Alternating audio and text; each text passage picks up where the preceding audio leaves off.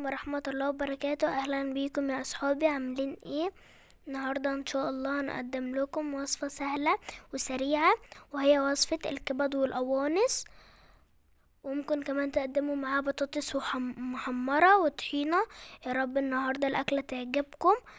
هنبتدي نقول المقادير ونقول بسم الله. معانا كيلو الا ربع من الكبد والقوانص، ومعانا فلفل وبصل وتوم وورق وروة وحبهان وفلفل اسود. وطبعا الكبد والقوانص غسلينها كويس، والقلب بنكون فاتحينه ومنضفينه من جوه كويس، ومننقع القلب والقوانص في مية وليمون ربع ساعة او نص ساعة، ونرجع نشطفهم كويس.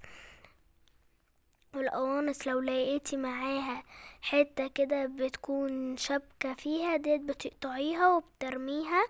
وبرضو الحتة المدورة اللي في المعلقة دي برضو لو لقيتيها بتشيليها وبترميها.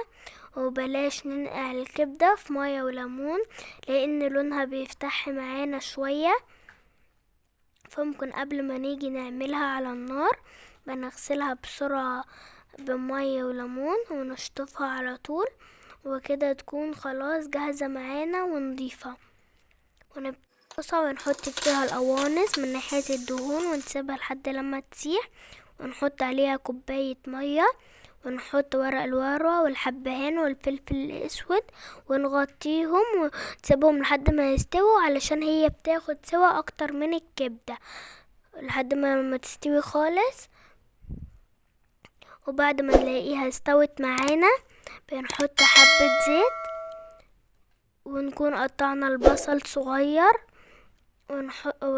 ونحطه جنبيها ونقلبه لحد لما نلاقيه اصفر. وبعد كده نجيب الكبدة ونحطها جنبيهم لحد لما تاخد لون كده وتستوي شوية. وبعد كده هنجيب الثوم نحطه معاهم، والفلفل برضو هنكون قطعناه صغير هنجيبه وهنحطه معاهم ونقلب كل دوت مع بعض. ونجيب نص كوباية مية نحطها،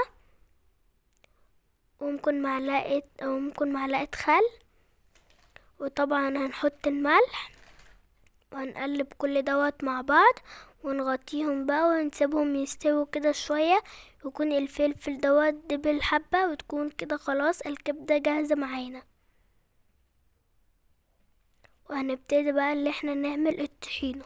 الخام ديت احنا اللي عملناها في البيت، وعملنا لكم فيديو ازاي لو انتوا تقدروا تعملوها بطريقة سهلة وبسيطة. ودلوقتي هناخد حبة من الطحينة الخام اللي احنا عاملينها ونحط عليها شوية ملح وكمون وكزبرة وشوية مية سخنة ومعلقتين خل، ونقلبهم كويس ونعصر نقطتين ليمون ونقلب كل دوت مع بعض كويس. وطبعا التقل اللي انت تحبيه والكمية اللي تحبيها، وكده تكون خلاص الطحينة جاهزة معانا وتقدر تتقدم مع الكبدة. وياريت لو اكلنا بيعجبكم اشتركوا في القناة وتدعمونا بلايك، وبألف هنا وشفا عليكم.